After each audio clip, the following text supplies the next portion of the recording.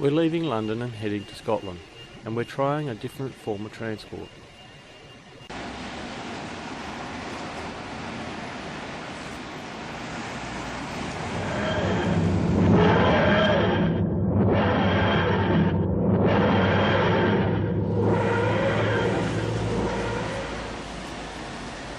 Well, that didn't take long, did it?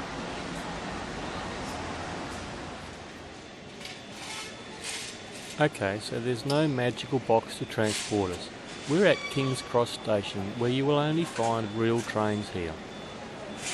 And we're catching one to Edinburgh.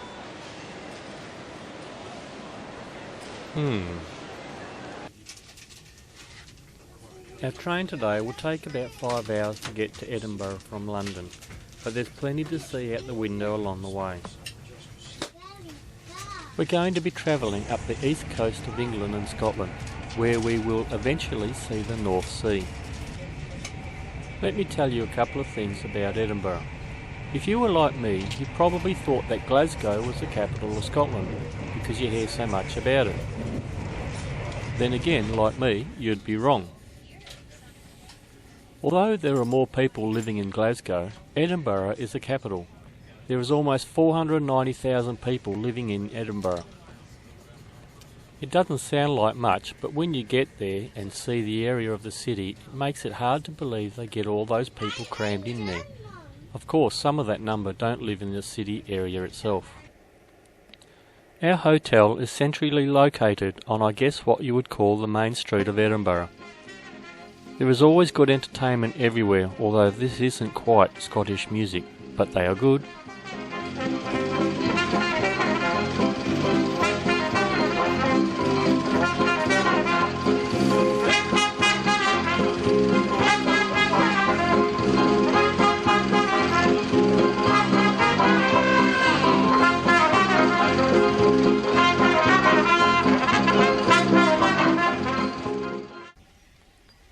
Our first stop after checking in was Calton Hill.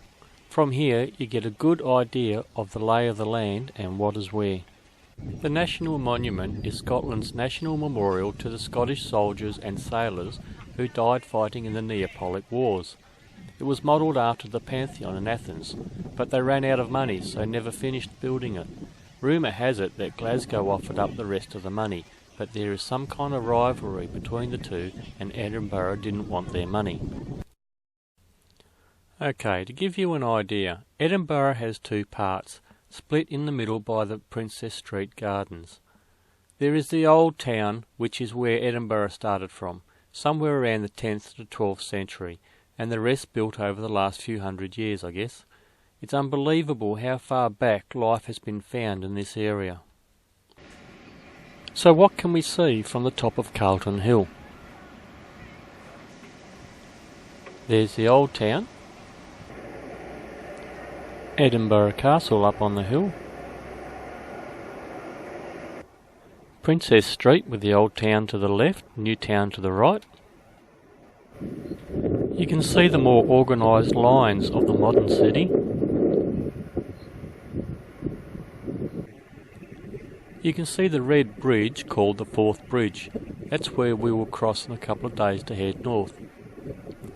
It's called the Forth Bridge because it's the fourth bridge crossing the river Forth. And that's the North Sea out there. And this area is called the Firth. So it's the Firth of Forth. Confused? Yep, I am. Basically, a firth is what we call an estuary, so it's an estuary of the Forth River. Somewhere there is the harbour, where the Royal Yacht Britannia is moored. We'll be going there tomorrow.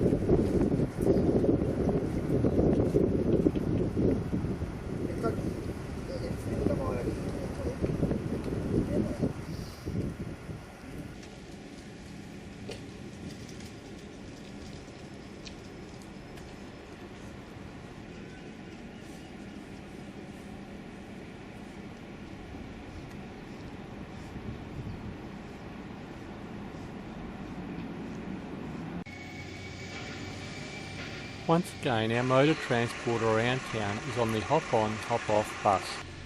If you get the right ticket, you can use a couple of different companies which go around different routes around the town.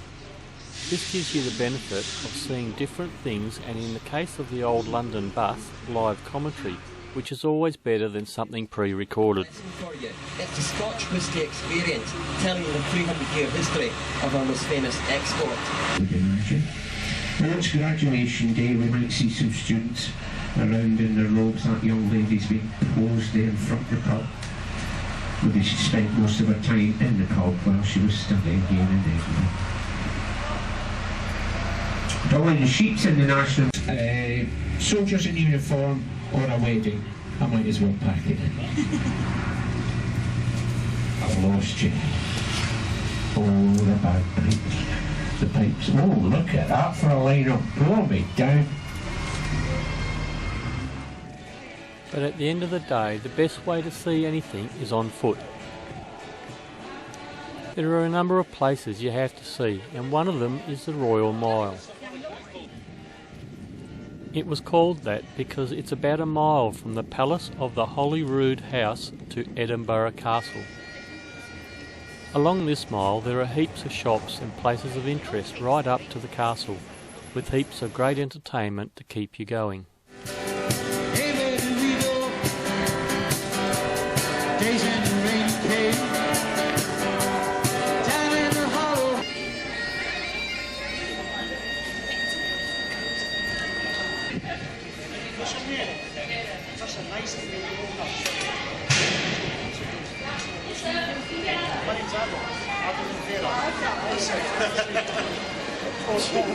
Sorry, I forgot about it. He's funny, isn't he? He's very funny. This is called a landscape. And of course, what's Scotland without a traditional bagpipe player?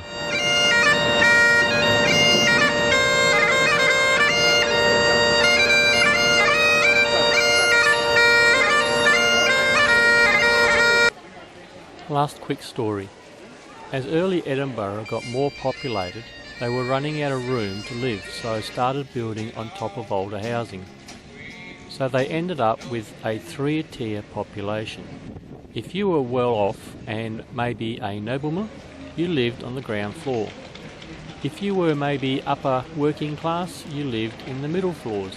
And if you were a basic, almost lowlife, you lived up on the top floors. Now the top floors are for the rich and famous penthouses. This town is full of history, and you can't see it in just a few days. If you can, you need to spend at least a week here.